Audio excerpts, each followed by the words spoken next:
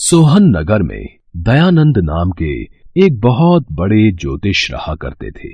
उनके पास ऐसी विद्या शक्ति थी कि वो सबका भविष्य पढ़कर बता देते थे। एक बार ज्योतिष दयानंद अपने पास आए एक व्यक्ति का हाथ देख रहे थे। तब दयानंद का 8 साल का पुत्र वहीं पास में खड़ा था। व्यक्ति के जाने के बाद वो अपने पिता से बोला, पिताजी, मैं भी अपना नसीब देखना चाहता हूँ। क्या आप मेरा भी भाग्य पढ़कर बता सकते हो? पुत्र गोपाल, अभी तुम बहुत छोटे हो। जब तुम बड़े हो जाओगे तब मैं तुम्हारा भाग्य जरूर बताऊंगा। जाओ, अभी तुम जाकर खेलो। गोपाल के जाने के बाद दयानंद सोचने लगा, कहीं न कहीं गोपाल ने सही बात बोली है।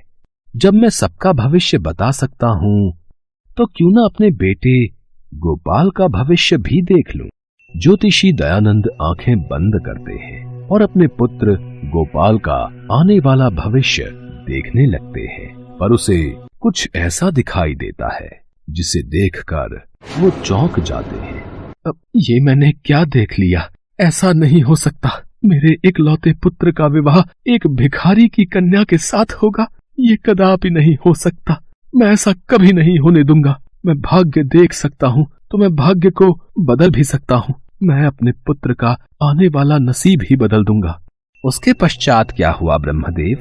जब ज्योतिषी दयानंद ने अपने पुत्र का भाग्य देखा तो वो एक पल भी बिना देर किए उस गरीब के घर पहुंचा। दयानंद जानता था कि उस गरीब मजदूर के घर पहले ही 5 कन्याओं का जन्म हो चुका है और अब एक और कन्या ने जन्म लिया है। मैंने आपको पहचाना नहीं। आप कौन हैं? तुम मुझे नहीं जानते, पर मैं तुम्हें अच्छी तरह जानता हूँ। तुम बहुत दुखी और लाचार हो। आप बिल्कुल सही कह रहे हैं। मेरे घर में पहले ही 5 बच्चे थे। अब एक और कन्या ने जन्म लिया है। मैं अपने बच्चों का पालन पोषण कैसे करूं, इसी दुविधा में हूँ। मैं अकेला कितना कमा लूंगा। अगर मुझे किसी की मदद मिल जाती तो बड़ा उपकार होता। इसीलिए मैं तुम्हारे पास आया हूँ। मैं तुम्हारी मदद करना चाहता हूँ। मैं चाहता हूँ मैं तुम्हारी सहायता करूँ तो थोड़ा पुण्य मैं भी कमा लूं। मेरा इकलौता बेटा है, पर मेरी कोई कन्या नहीं है। इसलिए मैं तुम्हारी कन्या को गोद लेना चाहता हूँ, जिससे तुम्हारी परेशानी भी हल हो जाएगी और मेरी भी। मेरे पास धन दौलत संपत्ति की कोई कमी नहीं है। तुम्हारी कन्या मेरे घर राज करेगी। तुम मुझे अपनी कन्या दे दो, मैं उसे बेटी की तरह पालूंगा। दयानंद ने गरीब की मजबूरी का फायदा उठाया और गरीब बेचारा भी क्या करता, उसके पास इतना खाने को नहीं था कि वो अपने सभी बच्चों का पालन पोषण कर सके। वो तो यही चाहता था कि उसकी कन्या अगर किसी अमीर घर में जाएगी तो उसे सब ऐशो आराम मिलेंगे। इसलिए उस गरीब ने अपनी कन्या को दयानंद को देना ही उचित समझा। आपने तो मेरी मुश्किल आसान कर दी। मेरी कन्या इतने बड़े घर में रहेगी तो मेरे ऊपर भी तो बहुत उपकार होगा। यहाँ रहेगी तो गरीबी में भूखी प्यासी मर जाएगी, पर आपके यहाँ उसका अच्छे से लालन पालन होगा। मैं अभी अपनी कन्या को लेकर आता हूँ। उसके पश्चात उस गरीब मजदूर ने अपनी कन्या को इस आस में कि वो एक अमीर घर में खुश रहेगी दयानंद को सौंप दिया। पर दयानंद के मन में तो कुछ और ही पाप पनप रहा था। वो उस कन्या को लेकर एक तालाब पर पहुंचा। मैं इस कन्या को अपने घर की बहू कभी नहीं बनने दूंगा। मेरे होते हुए ये हरगिज नहीं होगा। मैं अपने बेटे का भाग्य पलट के रख दूंगा। नारायण नारायण, मेरा तो हृदय बैठा जा रहा है ब्रह्मदेव। अति शीघ्र बताइए, उसके पश्चात उस दयानंद ने मासूम कन्या का क्या किया?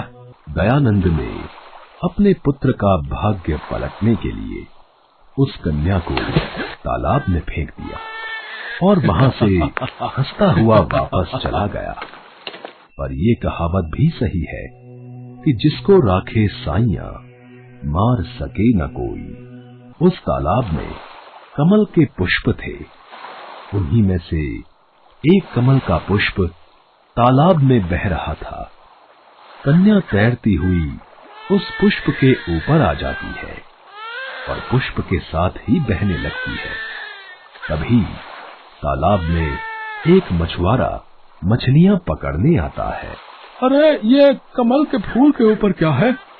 इतना छोटा बच्चा, ये किसने बेरहमी से इस तालाब में फेंक दिया? ये तो रो रहा है, मैं इसे घर ले जाता हूँ। पता नहीं कैसे माता पिता हैं जो अपने बच्चों को पैदा करके फेंक देते हैं। इतना सुंदर और मासूम बच्चा है, इसे घर ले जाता हूँ। भगवान, मेरी भी कोई संतान नहीं है, इसे आपका आशीर्वाद समझकर मैं ही इसे पाल पोस कर बड़ा करूंगा। और फिर वो मछुआरा उस बच्ची को अपने घर ले जाता है। ऐसे ही समय करवट लेता है और 20 साल बीत जाते हैं। दयानंद का पुत्र गोपाल अब बड़ा हो गया था। चलते चलते प्यास लग रही है, प्यास से गला भी सूख रहा है। वो सामने झोपड़ी दिखाई दे रही है, एक बार वहां चलकर पूछता हूँ, शायद पीने का पानी मिल जाए। सुनिए, कोई है? जी कहिए, मैं आपकी क्या सेवा कर सकती हूँ? कितनी सुंदर कन्या है, इसके चेहरे से तो मेरी नजरें ही नहीं हट रही हैं। बोलिए, क्या चाहिए? जी, मुझे पीने का थोड़ा पानी मिल सकता है? आप यहीं रुकिए, मैं अभी पानी लेकर आती हूँ। आपका नाम क्या है? जी, मेरा नाम सुनंदा है।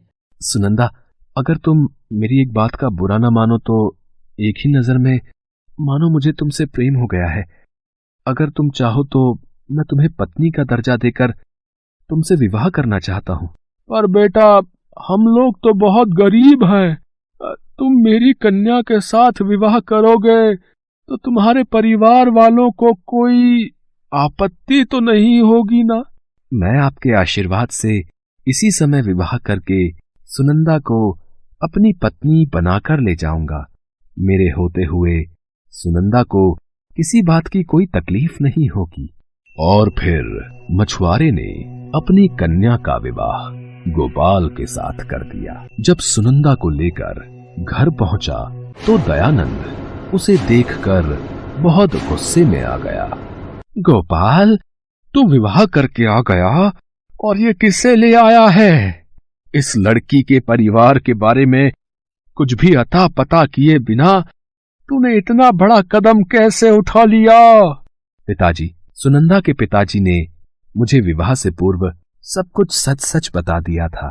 इनकी यही बात मुझे बहुत पसंद आई। मैं कुछ समझा नहीं, तुम कहना क्या चाहते हो? आखिर ये लड़की है कौन? मेरे पिताजी एक मछुआरे हैं जिन्होंने मुझे पाल पोस कर बड़ा किया। आज से 20 साल पहले मैं उन्हें एक तालाब में सफेद कपड़े में कमल के फूल पर तैरती हुई मिली थी।